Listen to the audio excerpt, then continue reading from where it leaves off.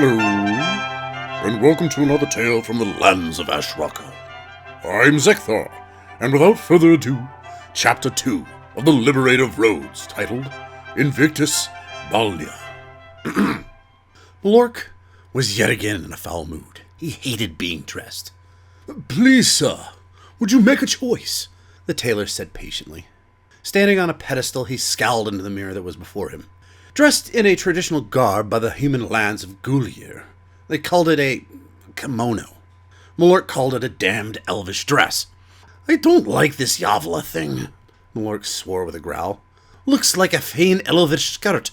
"Perhaps a toga, then?" the tailor said, exasperated.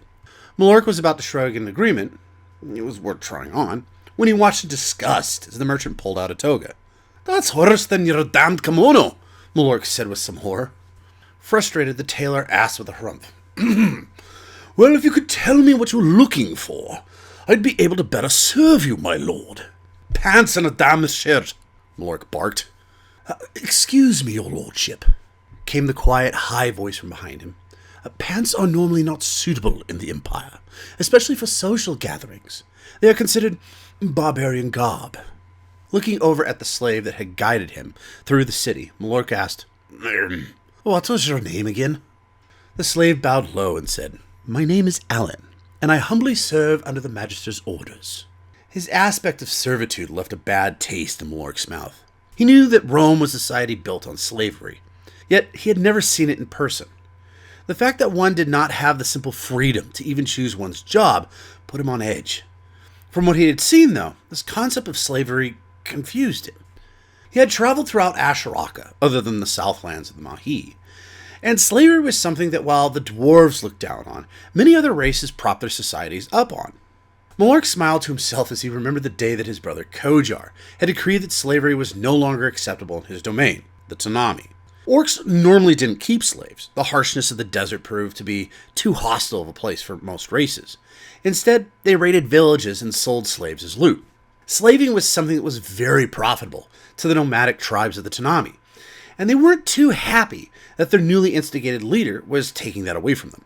Kojar had patiently waited until the crowd of orcs was damn near riotous, which wasn't very long, them being orcs after all. And that's when he called the lightning down into his fist, and that got them to shut up. Most of the world treated slaves little better than beasts of burden, yet the slaves of the Romans confused him. Some were treated this way, yet others were treated with far more respect. So much so that if Malork hadn't known that they were forced into servitude, he never would have thought of them as a slave. Alan was such a person. He wore an iron square that hung around his neck and draped over his chest, with the imprint of Helga, his master. This weight marked him as a slave. Yet, if he hadn't been wearing it, Malork would have never known.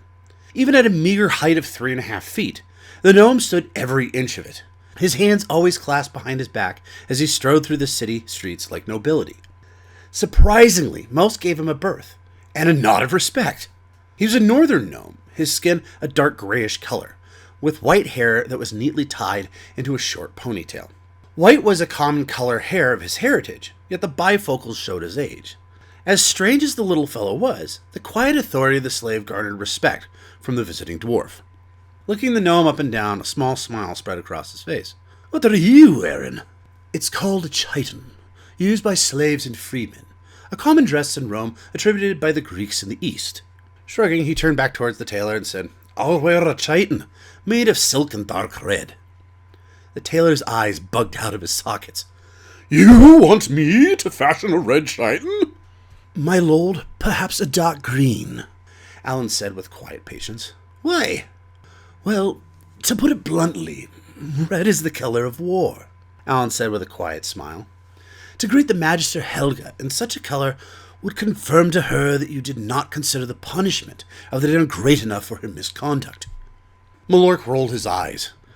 "Damn your stupid concept of honor." Alan raised an eyebrow, though. "Stupid or foreign? If I recall right, the dwarves of Ice Kaiser are required to offer any guest that steps into their home a glass of mead, and if they fail to do so, are slapped in the face by the guest." Fair point. Most dwarves didn't hold mead in their house, and it had become a strange custom. If it was a friend, normally it was a gentle slap, followed by a hearty hug. Those that despised you, the tradition became less friendly. Fine. Dark emerald it be, Malort concluded. It was his second favorite color, after all. But, the tailor started to object until Alan cut him off. Pardon if I recall right.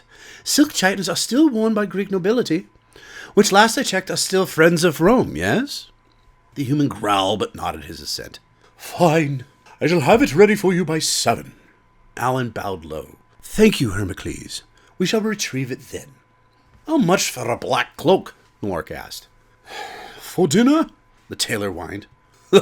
No, Malork chuckled. For the road. Something heavy and warm.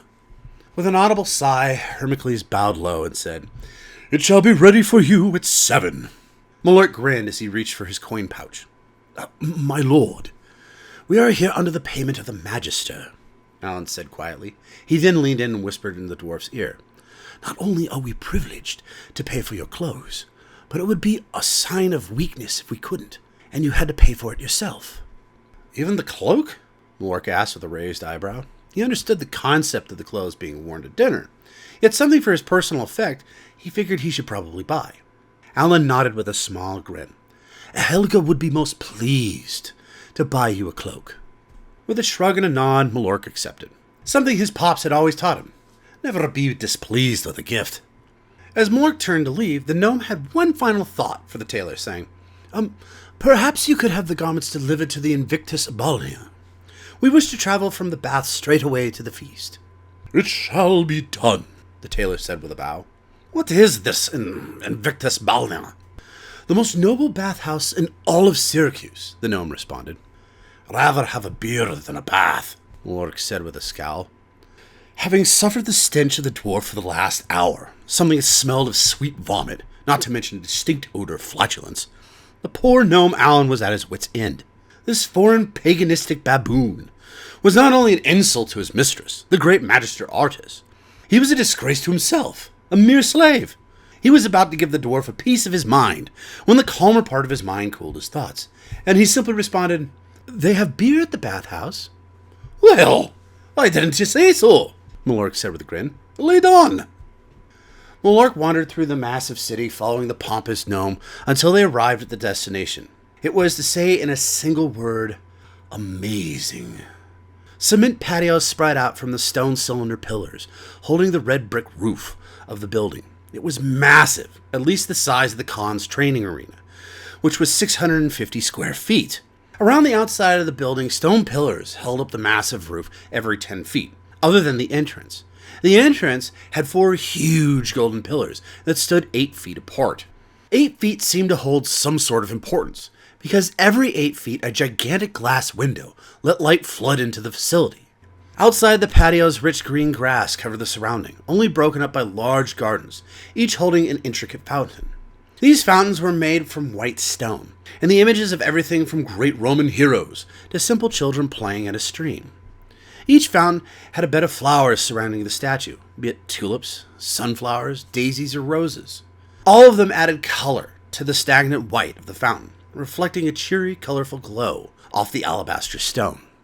As they walked through the entrance, they were met with sheer magnificence. Arches of greenish pearl marble held the ceiling up, and the picture painted on the ceiling was amazing in detail. It was an artistic drawing of an old story Malork knew. Elbowing Alan in the ribs, Malork pointed to the ceiling, saying, I know this story. This is the 10th labor of Heracles. Glancing up the ceiling, the gnome smiled patiently and nodded, saying, You are correct. Yet on this side of the Antonine wall, he is known as Hercules. Pointing to the depiction, the gnome continued, saying, Yes. One of my particular favorites, the deception of Atlas. It shows the strength of Hercules, as well as the craftiness that the hero had. How do you know the story of this hero from Rome? Heracles was the proper name for him. He has history in the book of the Kaisers. Really? The gnome asked in shock. The trials of the hero are known to be stuff of legend. No truth in its telling, only a great story to teach us lessons as children, as well as being a good yarn to tell with wine and song. Malork nodded solemnly. Aye, the man existed, and his deeds were slightly exaggerated. In the Kaiser's book of history, he recounted his trials. If I recall, the 10th was a wager between Heracles and a frost giant by the name of Jord. Best translated in common as either Atlas or Earth. With a smile, Malork noticed that he had the gnome's full attention. With a broad wink, Malork said, "Be plenty of time for a storytelling once I got myself a beer." Alan looked like he was about to blow his top, then took a deep breath and bowed deeply. "But of course, my lord, let us check you in." With a deep scowl, the gnome stomped forward to the large oaken desk that stood at the back of the room. Behind the desk stood the two entrances to the inner parts of the house, one to the left and the other to the right. Behind the table sat a human goddess, flanked on both sides by two equally attractive women. The girl sitting in the middle asked politely, "Excuse me, kind sirs, could you please sign in here?"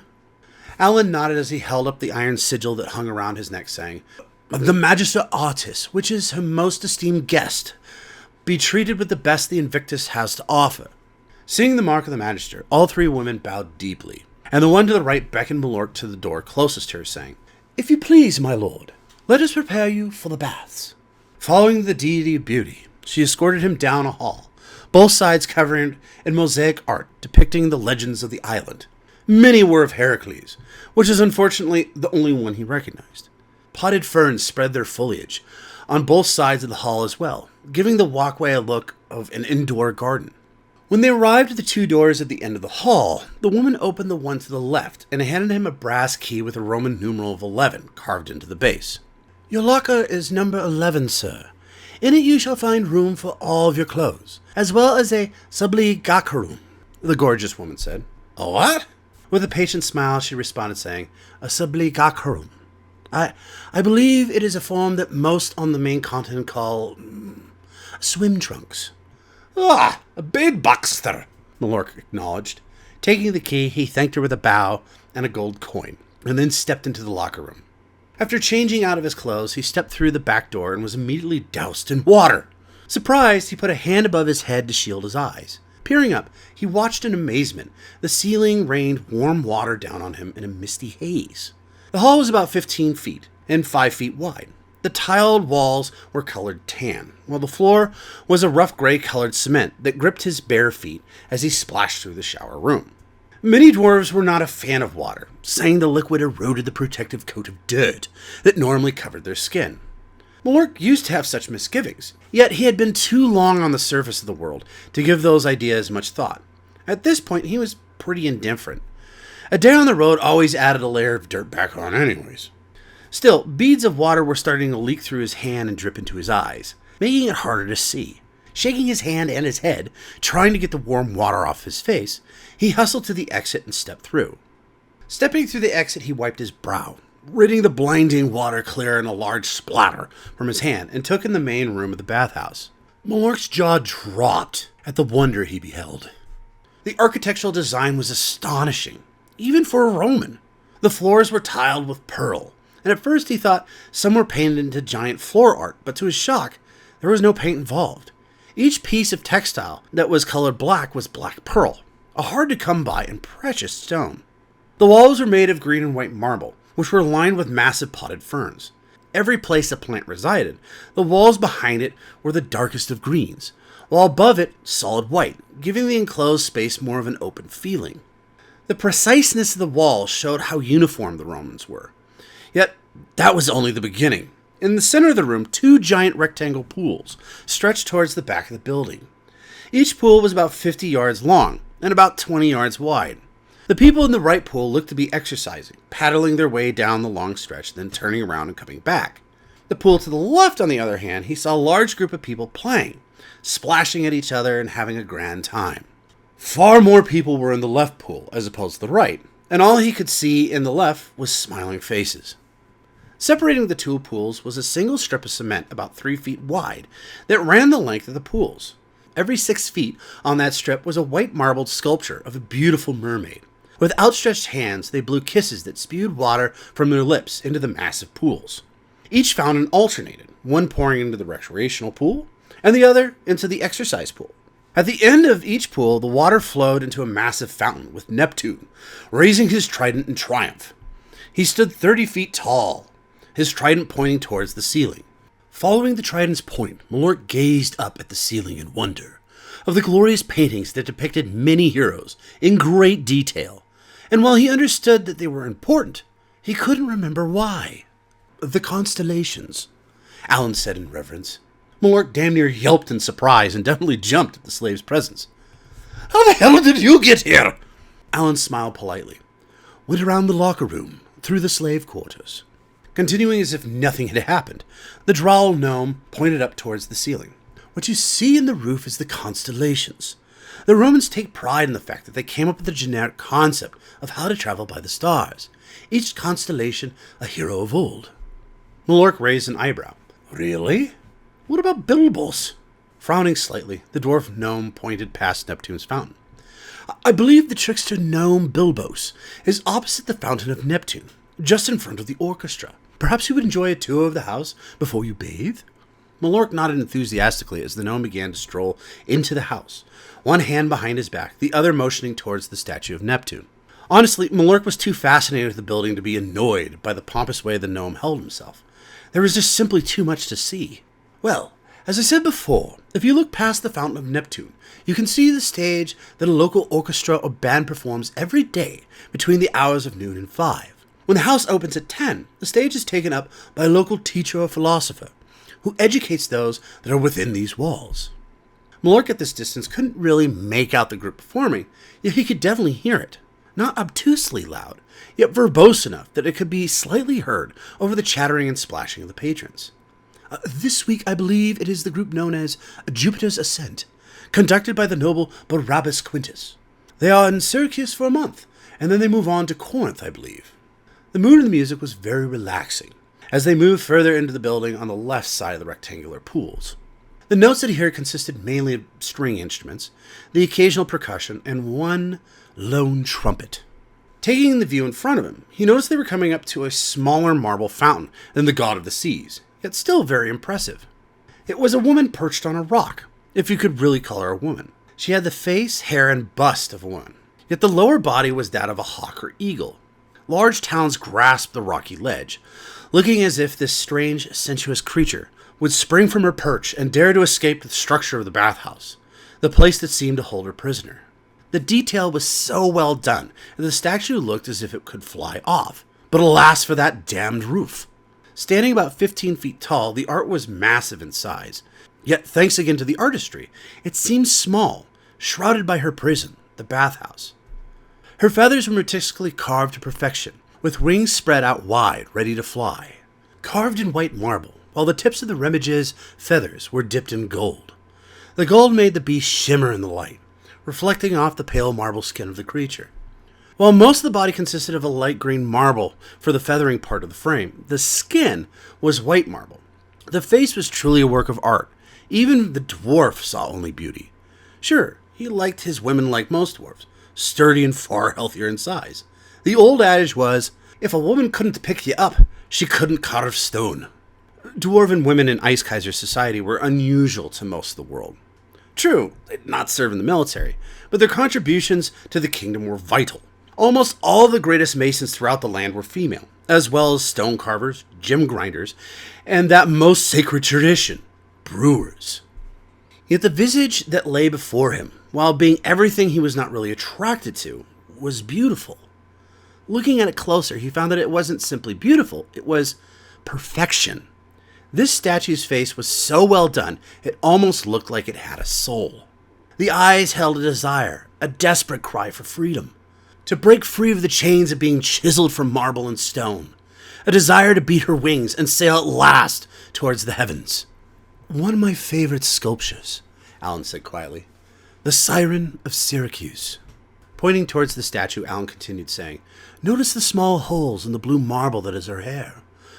Watch how the water trickles down from there into the channels along the wingspan, which curve every few inches towards the feathers."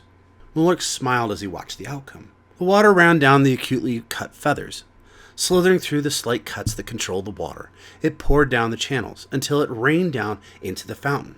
This water showered those that stood underneath the massive wings of the siren. At the same time, water was pushed into the pool, sending waves towards the perch of the statue. The waves crashed upon the rocks, spraying those that stood too close with a mist of water. The whole piece looked as if a beautiful woman with wings wished to escape the ocean. Her wings spread wide, ready to spring from the rocks that were too close to the incoming tide. Even the sound of the spray of water echoing over the rocks, combined with the fall of the fountain water, truly reminded him of the sea. This was by far the best piece of art the dwarf had ever seen, and he had seen many things. As gorgeous as the fountain was, few stood under it.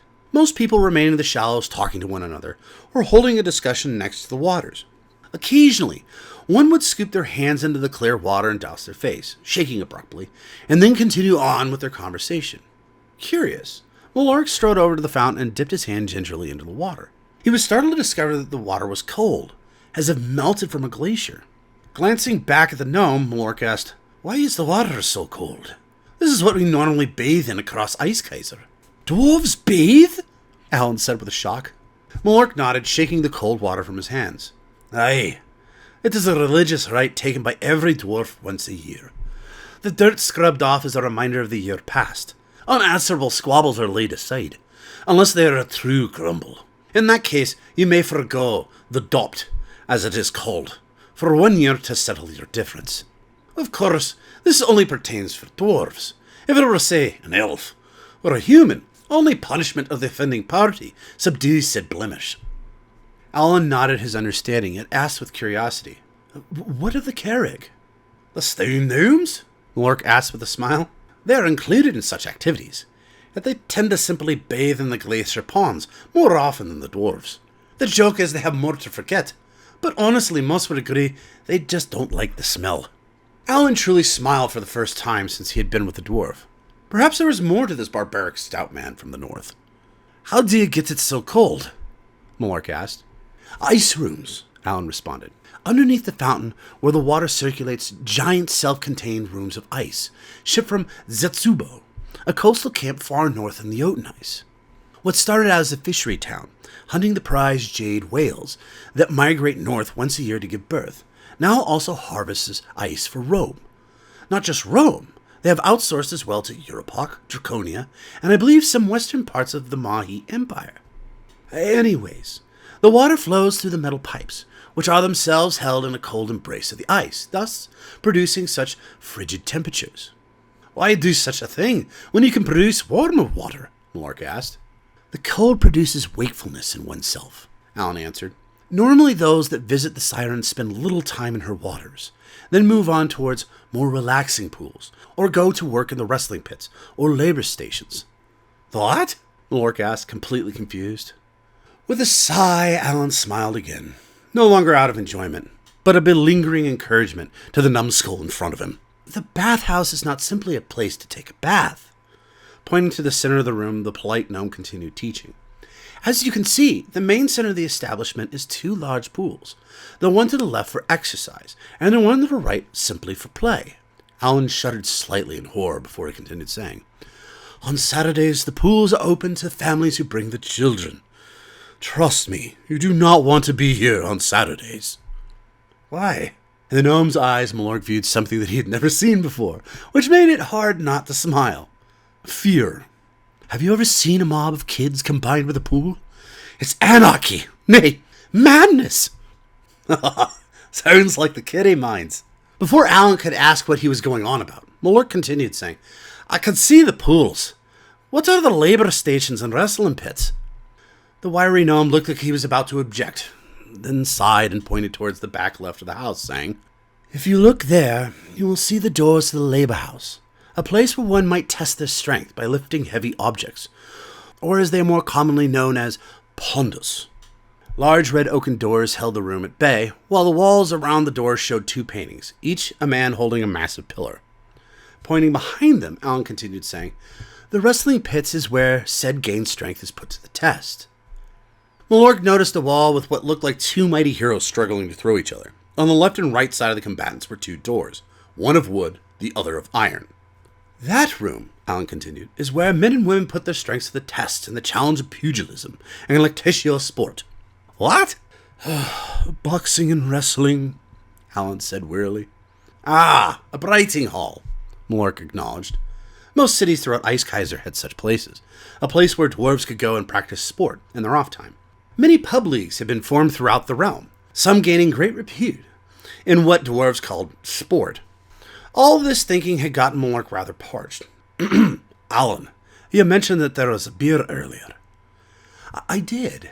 Perhaps we continue our tour after you have soaked in a bath for a while and quenched your thirst with the commoner's brew? Commoner's brew?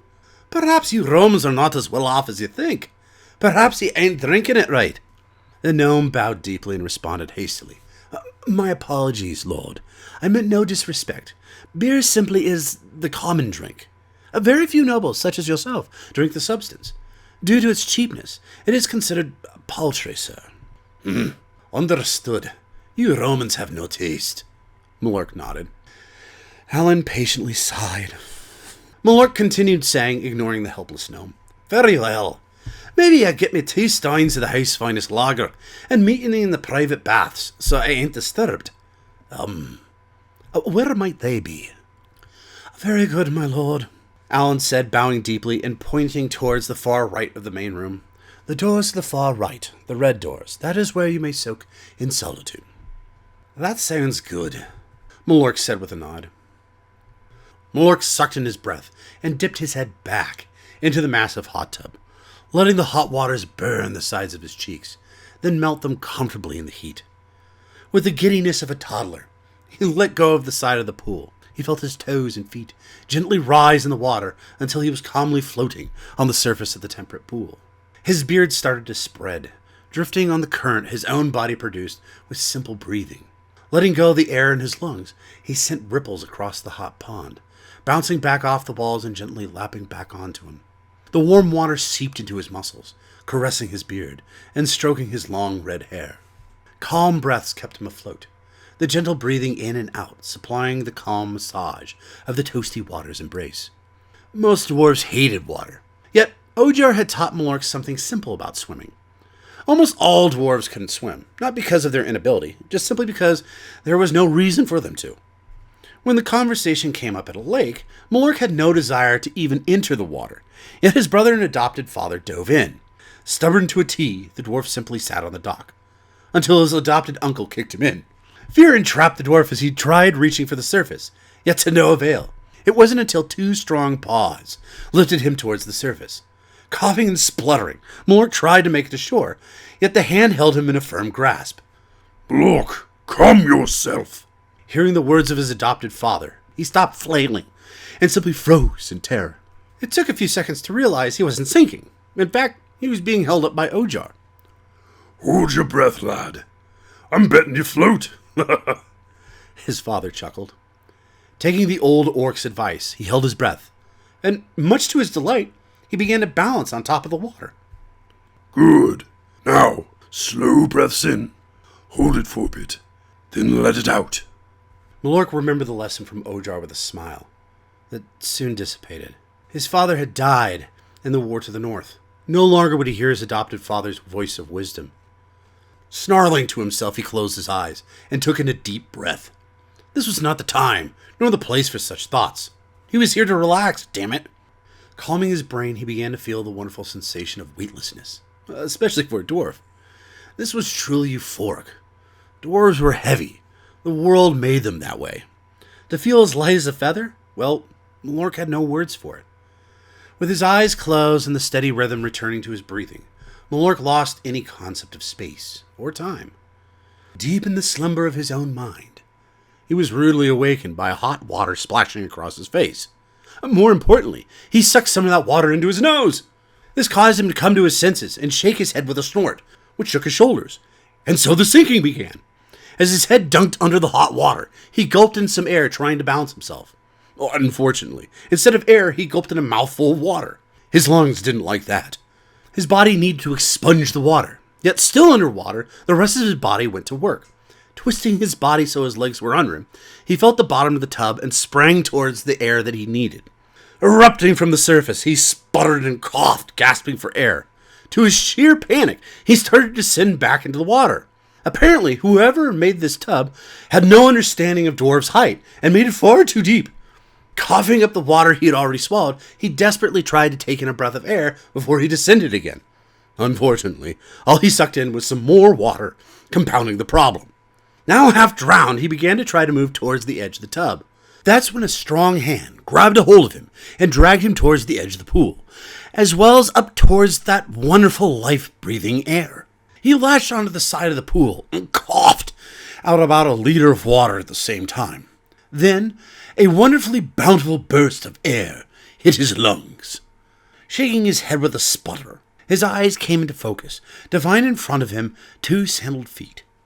Using his arms, he hooched himself half out of the pool to splat unceremoniously, staring up at whoever had said sandals. Thankfully, the human male took a couple steps back, so Malork wasn't looking straight at his gender, and asked in a quiet voice, "Are you okay?" Putting 2 and 2 together, the dwarf growled darkly. This man had insulted him with a splash, an intrusion that damn near killed him. Not moving yet, the dwarf fixed the man with a murderous glare, growling, "Any last words before I throttle you?" Taking 2 more steps back, the man bowed deeply and said, "My apologies, Master Dwarf. I had never seen a dwarf float, unless they were dead. I assumed worst and jumped in to save you. When you came to life, I realized my error and got out of the tub to move on to my own private sanctuary." That's when the human smiled. "Of course, that was before I actually caused you to start drowning, in which case I came to help by pulling you to the surface." Malork slowly slipped back onto the ledge of the pool, half of his body submerged. Yet again, a slight of the dwarves. Nodding to himself, the dwarf spoke. "Fair enough, lad. Thanks for saving me. Right after you damn near killed me." Extending a hand to the stranger, he said, "My name's Malork, and who might you be?" "Ah, you must be the talk of Syracuse, the dwarven emissary from the Khan of Khans," the stranger said as he bowed deeply. "My name is Marcus Crassus. Honored to meet you." A wiry man in his late 40s.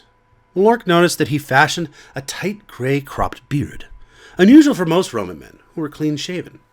Back straight, he had an air of nobility, yet his eyes told a different story. Brown in color, they showed that this person's mind was always looking for an advantage. Narrowed slightly under dark eyebrows, it gave him a look of a hunter. A warm smile reflected the opposite, showing the man to be nothing but friendly. The demeanor seemed in constant war with the hungry brown eyes, making Malork wonder if one side won, either the man would be a saint or the devil. "Better not drop your guard with this one," the dwarf thought with a frown. Marcus grasped Malork's hand. The dwarf smiled evilly to the man he now had hold of. "Nice to meet you, Crassus. Now tell me, what keeps me from giving ye the same treatment you gave me? Perhaps I toss you into the pool and help you get out, that making us even, huh?" The Roman tried to retract his hand, but it was too late. Malork had a firm grip and was far stronger than a human. Glancing at the water and then at the dwarf, the Roman dipped his head and said, "Alas, I am no match for your strength, said dwarf. Perhaps, then, a payment to release me from said dunking. Might I suggest a glass of my finest dwarven whiskey, a Dolkar Bronzebeard, double barrel. I believe the year is from 317? Malork's jaw dropped. "Dolkar? You got a Dolkar Bronzebeard double barrel?" With a wicked grin, the spry man nodded. "Yes, a 317. "Damn the year, man! You got a Bronzebeard! His distillery no longer exists. A true shame. Yet his whiskey is so prized, the last of his stock is held only by the king himself. How on earth did you acquire such a vintage?" "Sold to an employee of mine by Dolkar's son.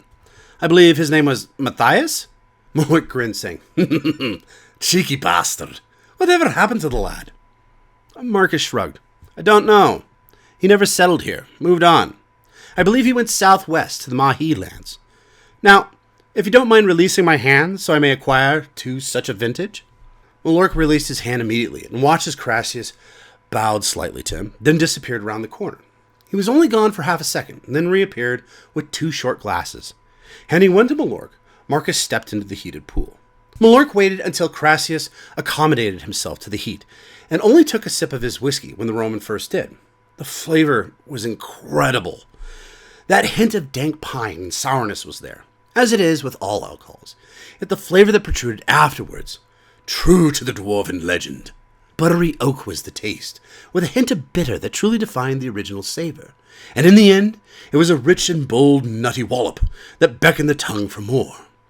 Nodding his enjoyment, Malork looked up from his glass to see the same eagerness as Marcus. And this is how the Khan's brother became friends with the richest man in Rome. Chapter 4. Marcus Crassus. Marcus sipped delicately on the strong alcohol as the warm water soothed his old bones. Probably one of my best investments I've ever made, the old man mused, observing the dark liquid in his glass as he swished it lazily around. He had been relaxing in the tub for about 30 minutes, and fast becoming fond of the dwarf he was discussing the politics of the day with. True, he would have patiently extracted as much information from the ambassador if he was a bore, yet he was pleasantly surprised to see that he wasn't bored at all. The small fellow seemed to have very similar interests as himself, a most wonderful discovery. Most dwarves, he knew, would rattle on about the wonders of mining and smithing, their trade being their sole fascination of life. It was often hard to ply them to other more important conversations, such as giving him profitable information. Malork, on the other hand, seemed at ease talking about anything and everything, which came to be a bit of a shock to Marcus. He was able to discover that the war had been won in the north, and Octavius was planning on using that victory in battle to maneuver his position in the Senate. Julius, on the other hand, seemed to be strengthening his position with the troops, as he always did. Bovim Ironhoof garnered great respect of the men in his battles against the demons in the north, something Crassus would use in the near future. That single piece of information was worth its weight in gold. Disgruntled generals, with the backing of the soldiers, they were always worth the money. This was all gleaned after only 10 minutes talking with the dwarf. Yet for the next 20 they seemed to discuss things more at home, the temperament of the trade in Rome, particularly with the neighboring southern countries on the big continent. Marcus mentioned that there had been skirmishes on the border colonies of the province of Carthage, a small yet profitable town located on the border of Cadal, the lands of the Mahi. It was something of interest to the Roman because he had sent his own men as scrutiny to hold the small area. "Your men?" Malork asked with some shock. "Shouldn't that be an issue for the armies of Rome and the state?" "Unfortunately, no," Marcus said with a frown. "Carthage is a fringe province, if you could really call it that. Maybe a better version is a small group of prospectors, mining the rich jungles for its mineral wealth." Marcus watched as the dwarf slugged down what was left of his whiskey. With a sly grin, the dwarf said, "So, it's not legal." "Sure it is," Crassus said, a little shocked that the dwarf would say such a thing. Holding his hands up in a sign of peace, the dwarf replied, "My apologies, Marcus. I meant no disrespect. Legality can be an interesting thing, though." "How so?" asked Crassus suspiciously. He did not like where this conversation was going. "Well, I would assume that if what you say is true, that it's legal. That means you have negotiated a shaky treaty or legal bribe with the locals that allow you to mine the said area. Rome is glad to partner with you because you're exporting your treasures to Rome. In the end, everyone's happy, other than the Mahi nation, who nobody told. Rome takes some off the top, and you get rich on the wealth flowing into the island. And all well done very legally." Crassus almost dropped his glass into the tub. The dwarf was spot on. "Ah, Alan, I was afraid you got lost," Malork said with glee as the gnome slave rounded the corner holding 2 steins. My apologies, sir. The keg had run dry. They had to produce a new one and then tap it," the gnome said with a bow. Lifting himself from the pool, the dwarf grasped one of the wood steins and clunked it against the second one the gnome was still holding. "Skull!" the dwarf toasted and then took a healthy drink. After a couple of swigs, the dwarf noticed Alan wasn't drinking. "Well, go on. Enjoy the brew," the dwarf encouraged. The gnome bowed low, then took a sip of the beer. With a nod of approval, the dwarf looked back at Marcus, continuing. "Sorry. Been waiting for a sip of beer for weeks. I didn't have any on the ship." "Anyways," the dwarf said before he took another swig, "great plan. Unfortunately, the Mahi found out about it, I bet." After his swallow of beer, the surprising dwarf continued stating, "Now you're caught between a rock and a hard place. Rome will not go to war against one of the strongest nations in all the realms for you. Yet still enjoys the income, so they'll let you continue your expedition. Unfortunately, the Mahi nation discovered you and before you could work out a deal with the tyrant. I'm betting raids by the Mahi have laid your town to either rubble, or the settlements have barred their doors, which means no income for you either way. The shock had worn off and Marcus Crassus switched gears. He'd been played, and now was the time to determine why. With a shrug, Marcus nodded and said, "You're right, of course. Yet the problem remains. I do not have the resources to stop the Mahi. Rome might, but I do not." "Ha ha ha! Terrible place you be. If only you knew somebody that had ties to the Mahi. Someone who might broker you a deal." Crassus sat back in the water stunned. There it was. He tried getting into the dwarf's head for something profitable, yet Malork had laid it out for him like a steak dinner. "What's the catch?" Marcus said with a scowl. He had heard the term never look a gift horse in the mouth, yet he knew nothing was free. "Catch? Whatever do you mean?" Malork asked with mock innocence. "What's your price for brokering a deal with the Mahi?" Crassus growled. Marcus was a businessman, one of the best. He started with a small fortune his father had given him, and ended up being the wealthiest man of all of Rome, perhaps Europoch too. He had done this by being cunning, smart, and ruthless. It had been a while since he had been surprised, yet this was one of those times. The dwarf had played him like a fiddle, gaining his confidence, then edging the conversation towards something that would benefit the dwarf. Long had it been since he had been set up so well, and as angry as he was about being bettered, he had to admit he was impressed. "The Khan wishes peace between the Mahi and Rome," the dwarf stated. "He can broker this deal for 40% of the profits, before Rome takes its cut out, of course." 40%? Such tack would render the venture futile. I might as well pull all my men back and give up on such a venture. Marcus waited for the dwarf to reply. Yep, he remained silent. Malork held a smile on his face that reminded the Roman of a shark, circling a wounded fish. Malork had the upper hand, and they both knew it. Still, 40% was an outrageous price. "I could go no higher than 15, Crassus finally said. Malork raised an eyebrow. "Really?" Crassus held the dwarf's gaze and nodded firmly. 15. Malork shook his head sadly, stating, "Well, that's too bad. I'd hoped that this might be profitable for all parties involved." The sneaky dwarf took a sip of his beer and then said quietly, "The Khan can go no lower than 35, with a bonus of 1,000 pounds of gold." Now, this was something that Crassus was good at, something that put him back on solid ground.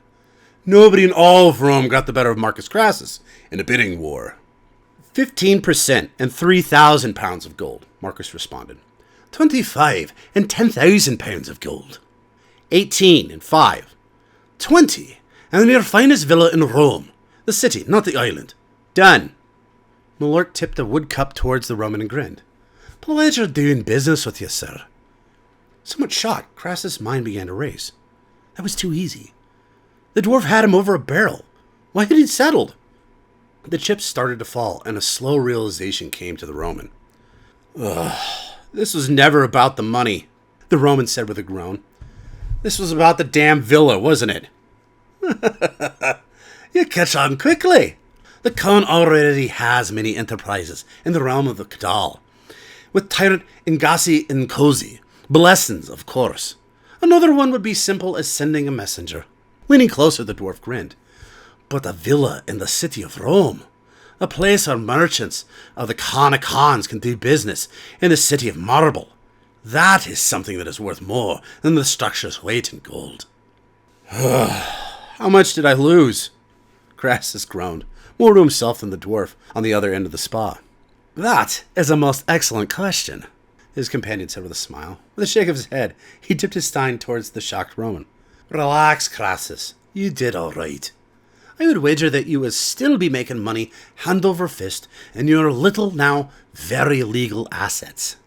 Lifting his wooden cup, the dwarf continued stating, Well, you might have lost some gains.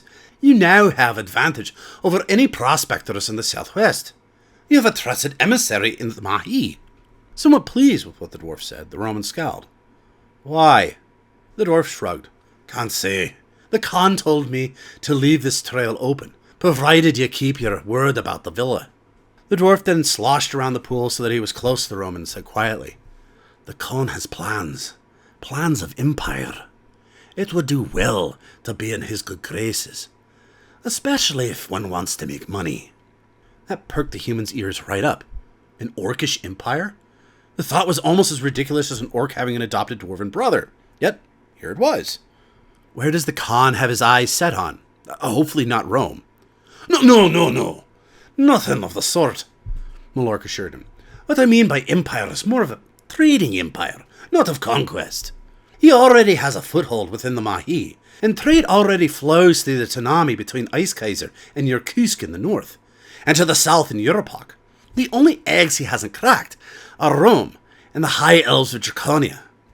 Shaking his head slightly, the dwarf chuckled, saying, Just think of the time saved if you had safe passage through the Tanami. You wouldn't have to go around the center of Ashraka. The orcs will have more wealth, and they know what to do with. What they call this new Silk Road.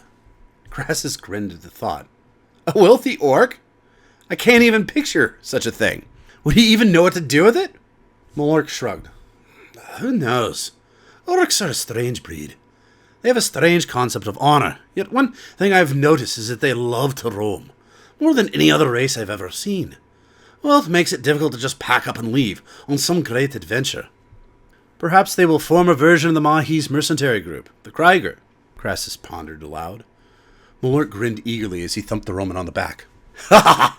I sure hope so. Don't get me wrong, this pampering I could get used to for a while, but I prefer a mace in me hand. Cracking his neck side to side, the dwarf sighed. I need rough ground under boot. Nothing like the thrill of being up against an enemy with only your wits to guide you. Crassus couldn't help but chuckle. Just talking about such adventures left a look on the dwarf's face that almost made Crassus want to join him. Almost. Sir, Alan said quietly. Yeah, Gnome? Pardon the interruption, but we must be getting ready for dinner at my mistress's villa, Alan said quietly. Damn it. I almost forgot I had to have dinner with that imp of a dwarf. Crassus was slightly startled by the outburst. You mean Magister Helga Jernska? How on earth has she crossed you?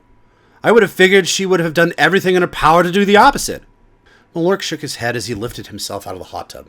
Tale for another time, I'm afraid. I must be off. Before he could get too far, the Roman gripped Malork's arm, hard enough to make the wee man turn around. I don't know what she has done to offend you, Malork Hellbringer, Crassus said stonily. Just know it had to have been out of ignorance. I have known Helga for many years, and she is one of the most noble people I know.